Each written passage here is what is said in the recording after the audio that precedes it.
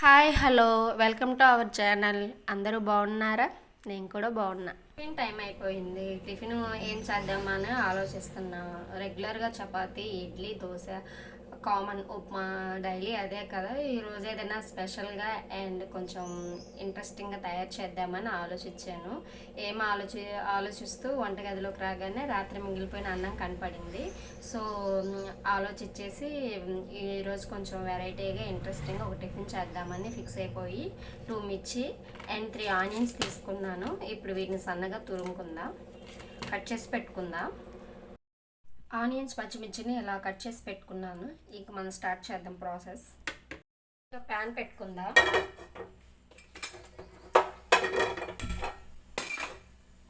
Oil వేసుకుందాం.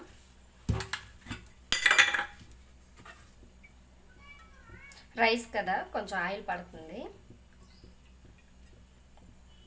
Oil కొంచెం heat అవ్వగానే ఆయిల్ హీట్ అయిందండి. ఇప్పుడు మనం తాలింపులు వేసుకుందాం. ఆవాలు, జీలకర్ర, మినపప్పు కొంచెం ఎక్కువగానే వేసుకోవాలి, పప్పులు బాగుంటాయి. అండ్ పచ్చిపప్పు. పప్పులన్నీ వేసాక ఒకసారి కలుపుకోవాలి. లైట్గా ఫ్రై అవుతూ ఉన్నాయి. సో మనం ఇప్పుడు ఇవి కొంచెం ఫ్రై అయ్యాక లైట్గా ఫ్రై అయిన తర్వాత కొంచెం పల్లీలు వేసుకుందాం. పల్లీలు వేసుకుంటే ఏంటంటే టేస్ట్ వస్తుంది. కొంచెం పల్లీలు వేస్తే ఏంటంటే రైస్ కదా, రైస్ ఐటమ్ కదా, టేస్టీగా ఉంటుంది. సో ఒకసారి కలుపుకుందాం. తాలింపులు వేగాక ఆనియన్స్ పచ్చిమిర్చి వేసి ఫ్రై అయ్యేలా చేసిన తర్వాత మనం రైస్ వేసుకొని రైస్ని కూడా కొంచెం ఫ్రై అవ్వాలి. ఆ తర్వాత సాల్ట్ మనకు తగినట్టు, రుచికి తగినట్లు వేసుకుంటే ఎమ్మీగా మనకి తాలింపు అన్నం తయారవుతుంది. సో ఇది ఇంకా ఫ్రై అవ్వలేదు, తాలింపు ఫ్రై అవుతూ ఉంది. కొంచెం ఒక 2 మినిట్స్ వెయిట్ చేద్దాం. తాలింపు వేగాయండి. కొంచెం కరివేపాకు అండ్ మనం ఆల్రెడీ కట్ చేసుకున్నటువంటి ఆనియన్స్ అండ్ పచ్చిమిర్చి వేసేసుకోవాలి.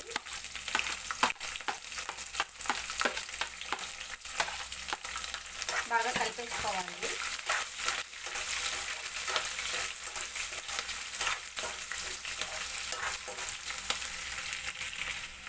బాగా కలుపుకున్న తర్వాత ఒక 2 to 3 మినిట్స్ అనేది ఫ్రై అవనివ్వాలండి. ఆనియన్స్ పచ్చిమిర్చి బాగా ఫ్రై అవుతే మనకి రైస్ అనేది చాలా టేస్టీగా ఉంటుంది. సో అందుకని ఒక 2 మినిట్స్ మనం దీన్ని ఫ్రై అవనిద్దాం. ఆనియన్స్ పచ్చిమిర్చి ఫ్రై అయ్యాయండి. కొంచెం అల్లం పేస్ట్ వేద్దాం. అల్లం పేస్ట్ వేయటం వల్ల ఏంటంటే మనకి తాలింపు రైస్ అనేది చాలా టేస్టీగా ఉంటుంది. ఒకసారి ట్రై చేసి చూడండి మీరు కూడా. నేను కొంచెం వేసాను. కొంచెం మేము మసాలా ఎక్కువ తింటాం కాబట్టి 2 స్పూన్స్ వేసా. తక్కువ తినేవాళ్ళు కొంచెం తక్కువ వేసుకోవచ్చు. అల్లం పేస్ట్ వేసిన తర్వాత ఇలా బాగా కలపాలి. కొంచెం ఒక 1 మినిట్ పాటు అల్లం పేస్ట్ వేసిన తర్వాత కూడా ఫ్రై అవనివ్వాలి. అప్పుడు ఏంటంటే అల్లం పేస్ట్ స్మెల్ అనేది, పచ్చి స్మెల్ వస్తుంది కదా, అది అనేది రాదు. రైస్ అనేది చాలా టేస్టీగా ఉంటుంది. పిల్లలు, పెద్దవాళ్ళు అందరు ఇష్టపడే ఫుడ్ అండి ఇది. మా ఇంట్లో అయితే మ్యాక్సిమం అందరికి ఇష్టం. సో అల్లం పేస్ట్ వేస్తాను కదా, ఒక 1 మినిట్ పాటు ఫ్రై అవనిద్దాం. అల్లం పేస్ట్ కూడా ఫ్రై అయిందండి. కొంచెం ఉప్పు వేసుకుందాం. రైస్లో మనం ఉప్పు వేయం కదా, సో కొంచెం ఉప్పు వేసుకుందాం. అంటే రుచి సరిపడా వేసుకోవాలి. ఉప్పు తక్కువ తినేవాళ్ళు తక్కువ వేసుకోండి, అండ్ ఎక్కువ తినేవాళ్ళు చూసి వాళ్ళ రుచి తగినట్లు వేసుకోవాలి. ఉప్పు వేసాను, కలిపేస్తున్నా. కొంచెం పసుపు వేసుకుందాం. పసుపు ఏంటంటే ఈ తాలింపనంలో పసుపు వేయటం వల్ల కొంచెం పులిహోర లాగా కనిపిస్తుంది మనకి చూడటానికి. సో అందుకని పసుపు వేసాను. అండ్ పసుపు అనేది అన్నిటికీ మంచిదని చెప్పేసి కూడా మ్యాక్సిమం మేము కర్రీస్లలోనూ అన్నిట్లలోనూ వేస్తూ ఉంటాము.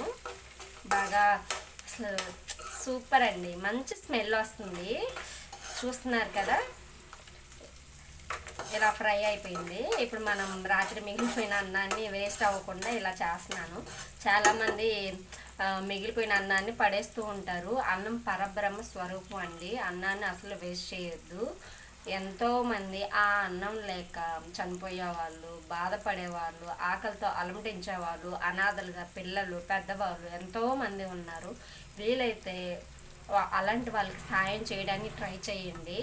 లేదు అంటే అన్నం వేస్ట్ కాకుండా కరెక్ట్గా సరిపడా వండుకోండి. అలా కూడా కొంచెం మిగిలిందంటే పడేయొద్దండి. ప్యాకింగ్ చేసి బయట ఫుట్పాత్ మీద ఉంటారు కదా, వాళ్ళకి ప్లీజ్ ఇవ్వండి. అంతేకాని వేస్ట్ చేయొద్దండి. ఇంకా ఫ్రై అయిపోయిందండి. ఇందులో మనం రైస్ వేసేసుకుందాం.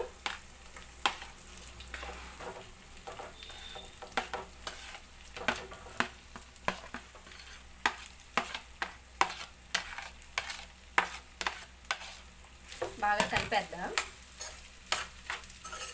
మా ఇంట్లో అందరికి ఇష్టమండి, నాకు, మా వారికి, మా అమ్మగారికి అందరికీ ఇష్టం ఈ రైసు.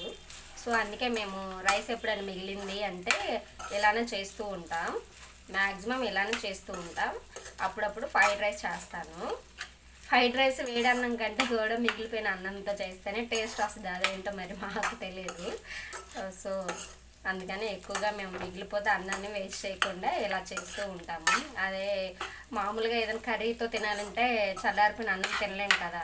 ఇలా అయితే అన్నం వేడిగా ఉంటుంది, ప్లస్ టేస్టీగా ఉంటుంది, అండ్ కొంచెం కొత్తగా అంటే ఎలా అంటే డైలీ తినే టిఫిన్ టైప్ కాకుండా ఇది కొంచెం కొత్తగా ట్రై చేసినట్టు ఉంటుంది కదా. సో పిల్లలు కూడా ఇంట్రెస్ట్గా తినడానికి చూపిస్తారు. చూడండి, పులిహోరలా కనిపిస్తుంది కానీ టేస్ట్ చాలా బాగుంటుంది. ఇందులో అల్లం పేస్ట్ యాడ్ అయింది కదా, సో సూపర్గా ఉంటుందండి. మీరు కూడా ట్రై చేయండి. రైస్ని ఒక 3 to 5 minutes ఫ్రై చేయనిద్దామండి. రైస్ ఏంటంటే ఫ్రై అవ్వటం వల్ల కొంచెం క్రిప్సీ టైప్లో అండ్ లైట్గా క్రిప్సీగా వస్తుంది, అండ్ కొంచెం హాట్గా ఉంటుంది. సో రైస్ టేస్టీగా వస్తుంది. కొంచెం ఫ్రై అవ్వటం వల్ల ఏంటంటే మనం ఇప్పుడు ఆనియన్స్, పచ్చిమిర్చి అంతా ఫ్రై చేసి అల్లం పేస్ట్ వేసి ఫ్రై చేసాం కదా, అదంతా అన్నానికి బాగా పడుతుంది. సో దానివల్ల ఏంటంటే అన్నం టేస్ట్ వస్తుంది. అందుకని ఒక 3 to 5 minutes అనేది మనం ఫ్రై చేయాలి. ఒక 2 minutes ఫ్రై చేయనిద్దాం. కొంచెం కొత్తిమీర వేసుకుందామండి.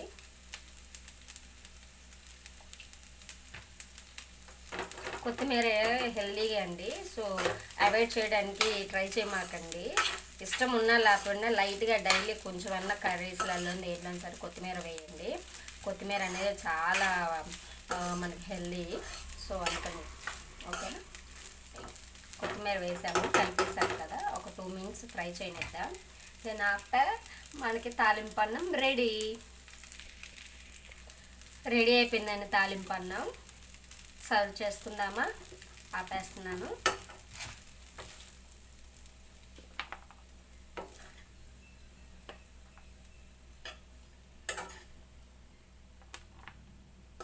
వావ్, స్మెల్ అయితే సూపర్. అసలు స్మెల్ చూస్తుంటే నోరు ఊరిపోతుంది. చూస్తున్నారా? మీరు కూడా ఎందుకు ఇంకా లేటు, రెడీ చేయండి. మీ ఇంట్లో పిల్లలకి, పెద్దలకి అందరికి పెట్టండి. ఎమ్మి అన్నం తాలింపు రెడీ. ఇంకా తినేద్దామా, లేట్ ఎందుకు? ఎమ్మి తాలింపు అన్నం రెడీ. టేస్ట్ చేద్దామా?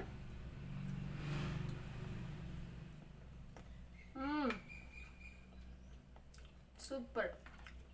మీరు కూడా ట్రై చేయండి. సూపర్ అబ్బా. మీకు కావాలా? ఇంకెందుకు లేట్, ప్రాసెస్ చెప్పాను కదా, అలా చేసేసుకోండి. మీ ఇంట్లో వాళ్ళందరూ మిమ్మల్ని ఈ ఫుడ్తో ఇష్టపడిపోతారు. చాలా అంటే ఆల్రెడీ కూడా ఇష్టమే. ఇది చేసిన తర్వాత ఇంకా ఇంకా ఇంకా మిమ్మల్ని ఇష్టపడతారు. ఈ ఫుడ్ చేయండి చేయండి అని మీ వెంట తిరుగుతారు. ఓకేనా? ఇంకెందుకు లేట్, వెళ్ళండి చేయండి.